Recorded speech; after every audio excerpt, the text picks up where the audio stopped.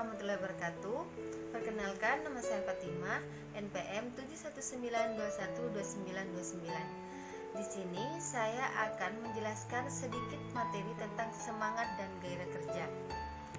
Di mana dalam pengertiannya, menurut Siswanto pada tahun 2007, gairah kerja ini merupakan suatu rohania atau perilaku individu tenaga kerja dan kelompok yang menimbulkan kesenangan yang mendalam pada diri tenaga kerja untuk bekerja dengan giat dan untuk mencapai tujuan yang lebih ditetapkan oleh perusahaan. Sedangkan menurut Nitisimito, pada tahun 1982, semangat kerja itu adalah melakukan pekerjaan secara lebih giat dengan jalan memperkecil kekeliruan dalam pekerjaan, mempertebal rasa tanggung jawab, serta dapat menyelesaikan tugas dengan waktu yang telah ditentukan. Menurut Nitisimito, semangat dan gairah kerja itu pada hakikatnya adalah perwujudan moral kerja yang tinggi. Bahkan ada yang mengidentifikasikan secara bebas moral kerja yang tinggi adalah semangat dan kegairahan kerja. Di sini juga dijelaskan beberapa aspek-aspek semangat kerja, yaitu ada 4. Yang pertama kegairahan, dan kedua kekuatan untuk melawan frustasi, yang ketiga kualitas untuk bertahan, dan yang keempat semangat kelompok. Di mana pada kegairahan tersebut seseorang yang memiliki kegairahan dalam bekerja berarti juga memiliki motivasi dan dorongan untuk bekerja. Motivasi tersebut akan terbentuk bila seseorang memiliki keinginan atau minat dalam mengerjakan pekerjaannya. Sedangkan yang kedua, kekuatan untuk melawan frustasi yaitu aspek ini menunjukkan adanya kekuatan seseorang untuk selalu berkonstruktif walaupun sedang mengalami kegagalan. Yang ditemuinya dalam bekerja, seseorang memiliki semangat kerja yang tinggi tentunya tidak akan memiliki sifat pesimis apabila memenuhi kesulitan dalam pekerjaannya. Yang ketiga, kualitas dan untuk bertahan. Aspek ini tidak langsung menyatakan seseorang yang mempunyai semangat kerja yang tinggi maka tidak mudah putus asa dalam menghadapi kesukaran di dalam pekerjaannya. Ini berarti ada ketekunan dan keyakinan penuh dalam dirinya. Yang keempat, semangat kelompok. Di mana semangat kelompok ini juga menggambarkan hubungan antar karyawan. Dengan adanya semangat kerja, maka para karyawan akan saling bekerja sama, tolong-menolong, dan tidak saling menjatuhkan. Jadi, semangat kerja di sini menunjukkan adanya kesediaan untuk bekerja dan untuk bekerja sama dengan orang lain agar orang lain dapat mencapai tujuan bersama. Di sini juga disebutkan gejala turunnya semangat dan gairah kerja, di mana tingkat absensinya yang tinggi. Yang kedua, kegelisahan di mana-mana, tingkat perpindahan buruh yang tinggi, tuntutan yang sering kali terjadi, pemogokan, yaitu tingkat absensi yang tinggi itu juga merupakan sesuatu untuk melihat apakah naiknya tingkat absensi tersebut merupakan sebab turunnya semangat dan kegairahan kerja.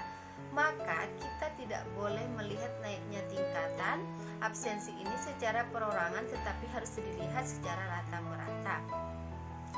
Kegelisahan di mana-mana. Kegelisahan ini di lingkungan kerja akan terjadi bila mana semangat dan kegairahan kerja turun. Sebagai seorang pemimpin, kita harus dapat mengetahui adanya kegelisahan yang timbul di lingkungan kerja perusahaan. Kegelisahan ini dapat terwujud dalam bentuk ketidaktenangan kerja dan keluh kesah dan lain-lain.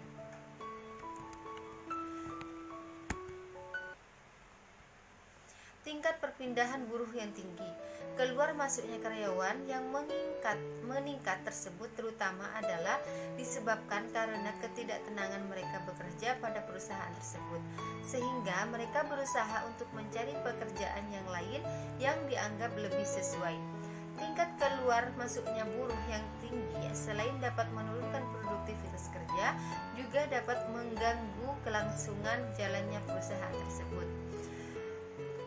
Di Di sini juga disebutkan tuntutan yang seringkali terjadi, yaitu tuntutan sebenarnya merupakan perwujudan dari ketidakpuasan di mana pada tahap tertentu akan menimbulkan keberanian untuk mengajukan tuntutan. Yang terakhir, pemogokan. Tingkat indikasi yang paling kuat tentang turunnya semangat dan kegairahan kerja ini adalah bila mana terjadi pemogokan. Hal ini disebabkan oleh pemogokan merupakan perwujudan dari ketidakpuasan dan kegelisahan para karyawan. Di sini disebutkan apa saja sebab-sebab turunnya semangat dalam kegairahan kerja tersebut. Sebab-sebabnya itu pada prinsip turunnya semangat dan kegairahan kerja disebabkan karena ketidakpuasan dari para karyawan. Sumber ketidakpuasan dapat bersifat material dan non material, di mana bersifat material itu contohnya seperti rendahnya upaya yang diterima atau fasilitas yang minim dan lain-lain. Sedangkan yang bersifat non material yaitu contohnya penghargaan sebagai manusia, kebutuhan untuk partisipasi dan lain-lain. Bagaimana cara kita untuk meningkatkan semangat dan gairah kerja? Jadi untuk meningkatkan semangat dan gairah kerja itu menurut Niti Semeto dapat ditempuh dengan cara yang pertama, gaji yang cukup. Yang kedua, pemberian fasilitas yang menyenangkan. Yang ketiga, menempatkan karyawan pada posisi yang tepat. Serta yang keempat, memberikan kesempatan pada karyawan untuk maju. Dan yang kelima, mengusahakan karyawan mempunyai loyalitas dan harga diri perlu mendapatkan perhatian. Mengajak karyawan untuk berunding serta mengatasi pelaksanaan pada perusahaan. Memperhatikan rasa aman untuk menghadapi masa depan. Di sini akan dijelaskan cara meningkatkan semangat dan gairah kerja itu. Memberikan kesempatan pada karyawan untuk maju, yaitu dengan adanya kesempatan untuk maju maka akan mendorong semangat kerja dan gairah kerja karyawan untuk mencapai tujuan perusahaan.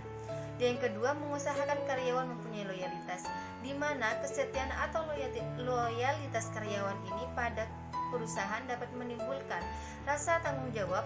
Tanggung jawab itu dapat menciptakan semangat dan gairah kerja.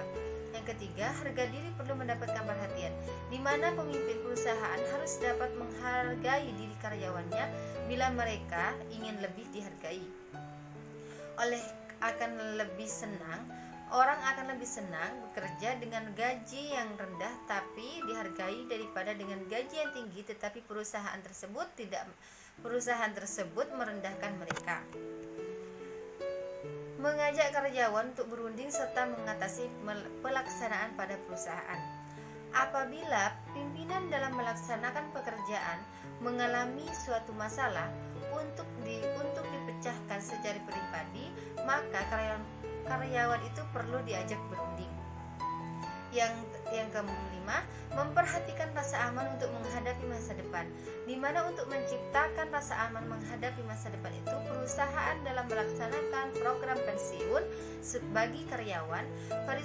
Variasi dengan cara ini adalah bahwa di samping menyisihkan sebagian dari keuntungan perusahaan, gaji karyawan dipotong untuk disetor bagi jaminan hari tua.